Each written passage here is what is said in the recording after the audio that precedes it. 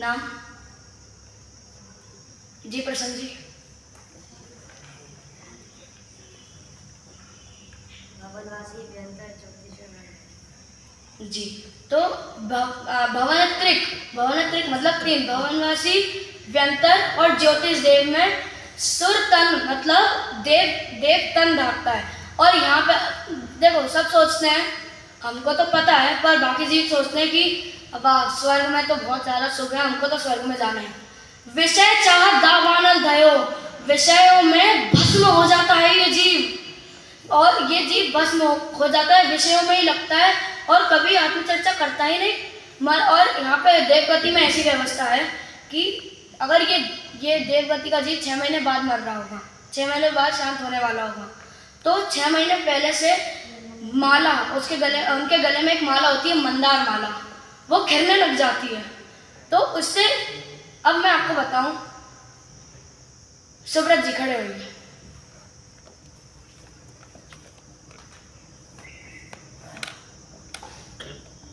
आप 2 घंटे बाद मरने वाले हैं।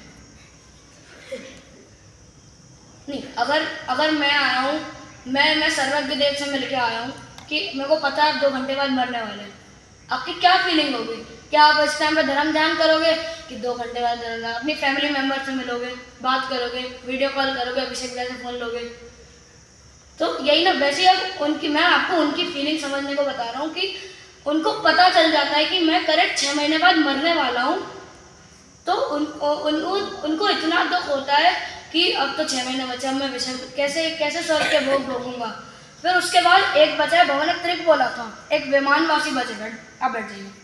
विमानवासी बचा है, तो जो विमानवासी होता है सम्यक दर्शन बिन दुख पाए, जो विमानवासी देव होते हैं, वहां पे ऐसा रूल होता है, अगर आप विमानवासी देव बने, आपको सम्यक दर्शन नहीं है, तो फिर आपको फिर से निगोद में जाना पड़ेगा। आपका पूरा सर्कल, मतलब हमने स्टोरी कहाँ से चालू करी थी? निगोद से शुरू करी थी, और हम वापस से निगोद में आ गए अगर हमने सम्यक को प्राप्त नहीं करा। हम अब ये चारों गति के दुख का संक्षेप हो गया है। किसी को कुछ प्रश्न? बोलिए। बैठ। जो देव होते हैं वो ये जरूरी होता है कि वो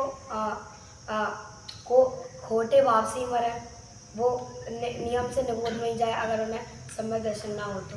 ऐसा सिर्फ विमानवासी देव का है, और ये विमानवासी देव का है, और बाकी का जो आपका प्रश्न है वो मैं आपको पढ़कर बताऊंगा, मुझे नहीं पता। फिर अब ये और किसी को प्रश्न जो मैं बता सकता हूँ? तो ये तो हमने 4 गति के दुखों की चर्चा करी, पर अब एक एग्जांपल लेते हैं। जैसे जयेश जी बैठे रहिए, आप डॉक्टर के पास गए, तो डॉक्टर आपको पहले दवाई देगा या पहले आपको रोग बताएगा? तो मेरा कहने का, मैंने ये इसलिए कहा क्योंकि क्या आपके मन में प्रश्न उठता कि दौलत राम जी ने ये बताया हमें मंगलाचरण में कि हम आपको मुक्ति का मार्ग बताएंगे, सच्चा सुख का मार्ग बताएंगे, तो ये तो पहले डाल में दुख इतने दुख हो गए, बहुत दुख है संसार में, यही बता रहे हैं। कभी अभी ये प्रश्न आया किसी के मन में ऐसा कुछ? तो ऐसा मैं अपने मन से ये प्रश्न करता हूँ कि ये तो सिर्फ दुख बताया पहले डाल में, सच्चा सुख बताने की बात करी। तो जिस प्रकार डॉक्टर आपको दवाई देने से पहले रोग बताएगा, तो पहले दौलत राम जी हमको हमारे रोग बता रहे हैं कि हम आखिर संसार में दुखी हैं, ये हमको बता रहे हैं, ये हमारा रोग है। और ये रोग इतना खतरनाक है कि संसार में दुख ही दुख है, केवल दुख ही दुख। जो संसार विषय सुख हो तो तीर्थंकर क्यों त्यागे? अरे वो क्यों करते मोक्ष जाने की साधना? जब अगर संसार में सुख होता तो तीर्थंकर क्यों मोक्ष जाते? क्यों सिद्ध शिला पर विराजमान होकर आनंद सुख को भोगते अगर संसार में सुख होता तो? मेन प्रॉब्लम तो यह है कि ये जीव ऐसा मानता है कि मेरे अनुकूल ये चीज हो। जैसे मैंने सोचा मेरी जॉब मुझे 100 करोड़ पर मंथ होनी चाहिए मेरी जॉब, मेरी वहाँ पे 50 करोड़ की हुई, तो मुझे 50 करोड़ बहुत है, सफिशिएंट है, बहुत ज़्यादा है, पर फिर भी उस 50 करोड़ का मुझे दुख हुआ कि क्यों नहीं मिली इतना। और अपने अनुकूल अगर कोई चीज़ अपने देखो ऐसा तो है नहीं कि संसार में हर जीव अपने अनुकूल, अपने मतलब जैसे मैं अपना एग्जांपल देता हूँ, ऐसा हो नहीं सकता कि मेरे अनुकूल में आप सबको चलाऊँ। आप अपने हिसाब से चले गए, फिर मैं कुछ भी करूँगा मैं आपको नहीं पलट सकता। वो फिर अगर मैंने आपको बोला, आपने नहीं मानी, मुझे दुख होगा कि मेरे अनुकूल ये क्यों नहीं चल रहा, मैं सही बोल रहा हूँ, ऐसा लगता है। तो इसी कारण ये जीव बहुत दुख भोगता है। अब गुरुदेव श्री अपने जीवन में बहुत बार बोला करते थे, मैंने अभी आपको 4 गति का स्वरूप बताया, पर ये आत्मा तो कभी 4 गति में गया ही नहीं।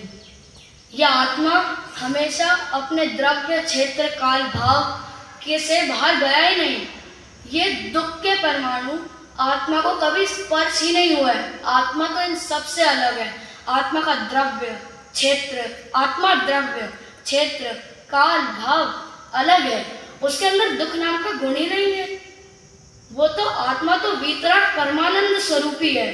और इसी आत्मा का हूँ परमात्मा छू एवं नक्की कर, हूँ परमात्मा छू एवं निर्णय कर, हूँ परमात्मा छू एवं अनुभव कर।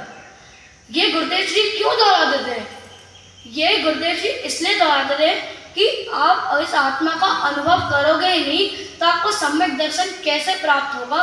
और अगर सम्यक दर्शन प्राप्त ही नहीं होगा तो आप ये जो 4 गति के दुख मैंने बताए, इनमें घूमते जाओगे और कभी अपनी आत्मा का कल्याण करके मोक्ष जा ही नहीं पाएंगे। हम ये गलती कर रहे हैं, हम अनादि से ये गलती कर रहे हैं, पर अब हमें ये जैन कुल मिला है, ये जैन पर्याय मिली है, मनुष्य पर्याय मिली है, स्वाध्याय सुनने को मिलता है, जिनवाणी मिलती है। तो इस बार